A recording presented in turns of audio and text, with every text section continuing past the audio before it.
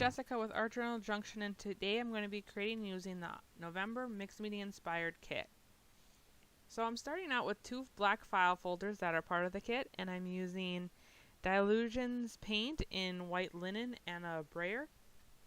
And I'm very haphazardly putting this paint onto these folders.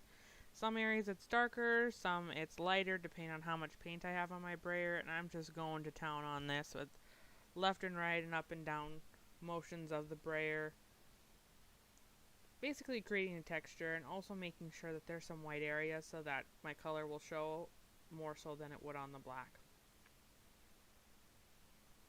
So I'm doing this on both the small and the large file folders.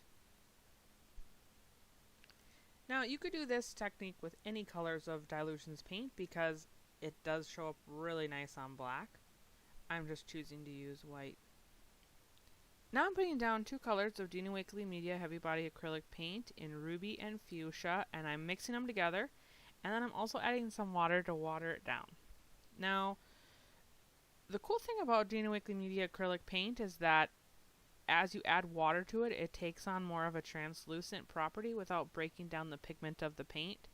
So it will maintain its color integrity while also looking more like a full watercolor. So that's really cool because you can't do that with a lot of paint. So this is almost a 2-for-1 product because not only can you put it on, and it's a heavy body paint, put it on thick, but you can also water it down and put it on thin. So it is one of my very favorite products to work with, and it is one of the main paints that I use primarily in all my work. So I'm just putting down a layer of this paint, and I'm not covering everything, just in different areas, and some of it I'm going on the brayered white paint, some of it's just on the plain black background. I'm doing this on both the small and the large file folders. And is there a rhyme or reason to how I'm putting this down? Not really. Just doing what I think looks good, making sure that I am leaving some of that background showing while also putting down color. And then I'm also tipping it and letting it run because this is watered down paint. It will move on its own. And I'm doing this on both sides. So after the first side dried, I'm flipped it over and I'm working on the next side here. And if I didn't quite like how the paint is moving, I just get my water bottle and spray some water on there and let it move even more.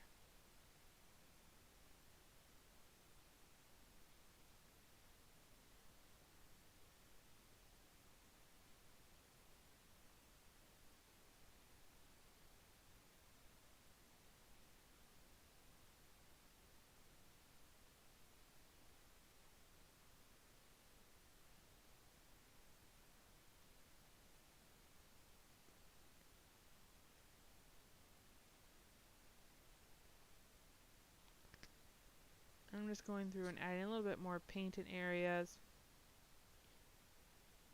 with my brush.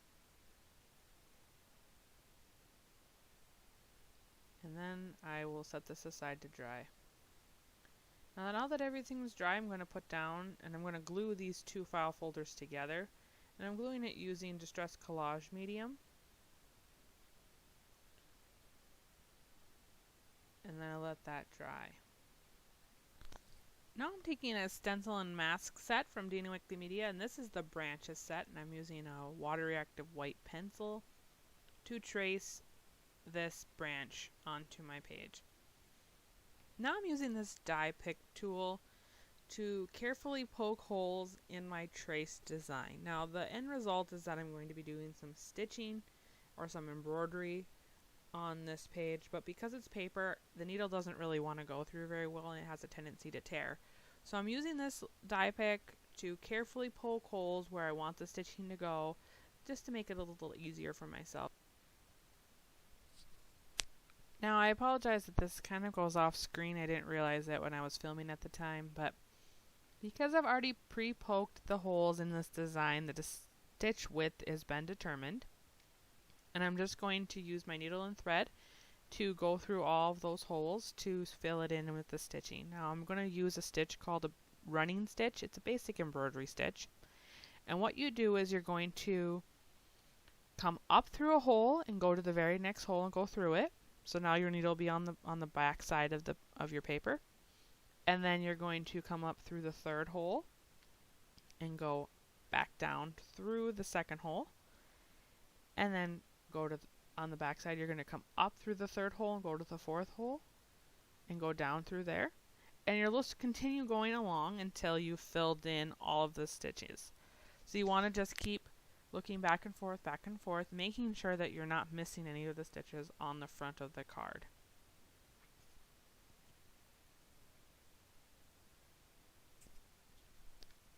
And so you can see here, I just have these stitches going along, and I'll just continue until they're all filled. Now when you're ready to be done with your thread, or you need some more and it's at the end, I just do a very simple knot. So I run my needle underneath some of the stitches I've already done, and then I make a knot. Now in traditional embroidery you should never knot, but is this traditional embroidery? No, so we don't worry about it. We just make the knot, make sure it's secure. And then I even take it a step further by taking a little bit of Distress Collage Medium right where the end of the thread is, and I rub it in with my finger to have a little extra security that this is not going to come apart for years to come as people are looking through my book. Now you can see the entirety of the stitching is done and all of the leaves have been filled in. And now I'm moving forward using that exact same stencil we used to trace for the stitching, but now I'm using a scribble stick from Dina Wakley Media, and the color I'm using is Ruby. So I'm mimicking the background by bringing in that same color of the paint we used earlier, and I'm just tracing along the same branch pattern, and I'm going to do this on all of the sides of the book. So the front, the back, all of them. And after everything is traced, I'm just taking a wet brush and I'm going to go over the lines of the scribble stick that we traced earlier. Now, the cool thing about scribble sticks is they're a water reactive pigment stick. So you can draw with them just like a regular pencil and it looks great. You also can go over it with water, or, in this case a wet brush, and those lines will activate, they will move.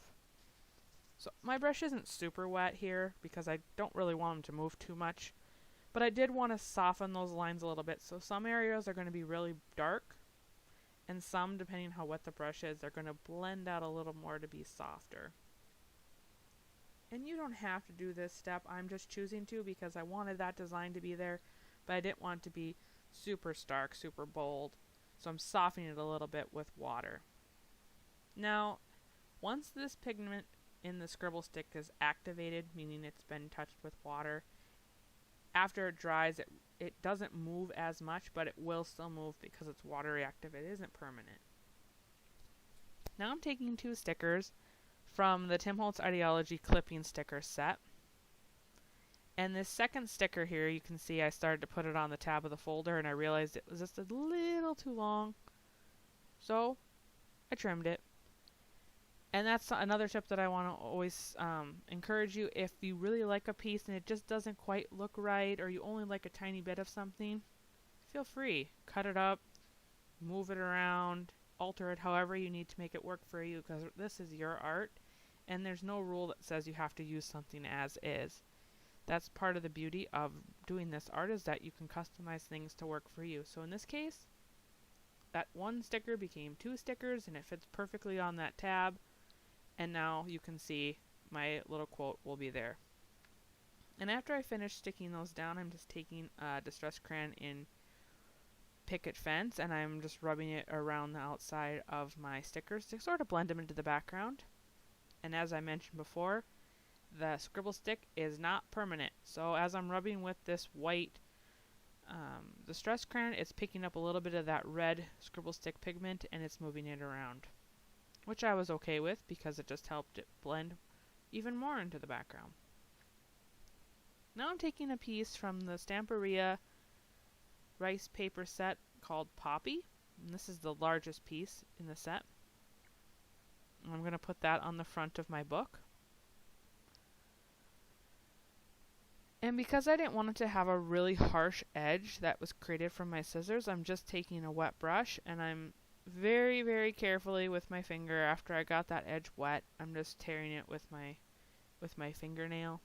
And this just makes more of a feathered edge, so it's not quite as stark. so it'll blend nicely into the background and not have any harsh lines. So to begin putting this down, I'm taking a layer of gel medium and I'm putting it on the back. And then I place down my rice paper, and then I will put another layer of collage medium on the top. And the reason why I like to use collage medium for deli papers, tissue papers, or even in this case rice papers, is because it's a really thin, delicate material, and the gel medium will help me to get that smoothly on my paper without having a lot of those wrinkles and bumps that are common with doing this kind of decoupage technique. And two, as you can see as we're working from the bottom to the top here, when you do that gel medium sandwich, it helps the thin tissue paper to sort of disappear, dissolve. It's still there, but you just don't see it. As you can see on the bottom, you don't see the background as much as you do on the top where it hasn't been glued down yet. Now you will see it a little bit when you do it on a really stark, dark background like this, like it's pure black. If it was a lighter color, you wouldn't see it at all, but you do see it a tad here, but not enough to worry about it. It's gone. It's disappeared. So now I'm going to set that aside to dry, and then I'm going to bring back, once again, my stencil, the branches stencil, and I'm using, this time, a white Posca pen, and this is the size 5M tip, so it's a little bit of a heavier weight. And I'm doing little dots along my stencil. Once again, tracing that same branch. So I'm using the same patterns over and over and over, just in different incarnations, so that it's not introducing a bunch of different things, but it is introducing the same thing different ways. And this creates continuity throughout your project so that you're adding interest without adding a lot of busyness. So after I have all of the leaves on the branch traced, I'm just going back through and putting in the middle branch for myself. Now I do this on all the sides, as you can see. This is the inside now. And I'm taking some white gesso and I'm going to just paint a circle. Now I'm doing this because I wanted to create a little bit of a focal point using that poppy circle there. That's also part of that rice paper set. So I simply traced it, and then I'm just making a circle a little bit bigger than it with my gesso.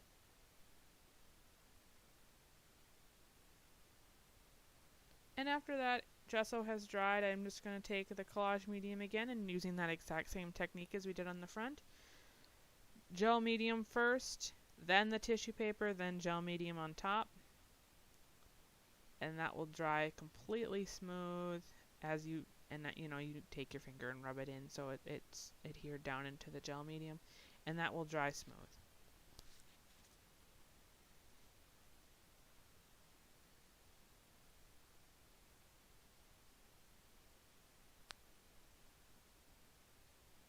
And I'm going to also put a little butterfly on the inside of my little file folder.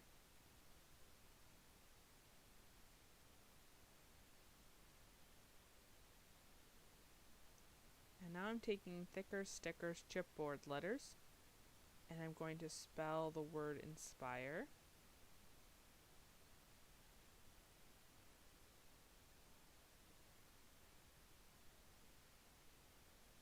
Now these are stickers, so you do not have to use any extra adhesive or anything. You could, but I'm just trusting that that adhesive is strong enough and I'm just going to put them on as is. And this is on the front of my my book here. I guess you could call it a book, file folder book.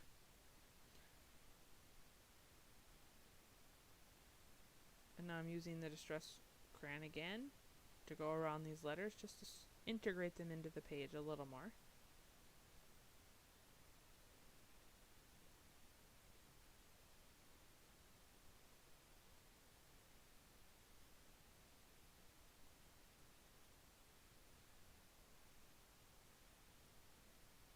And then I'm using Nouveau Crystal Drops in Dirty Bronze, and I'm just creating little dots.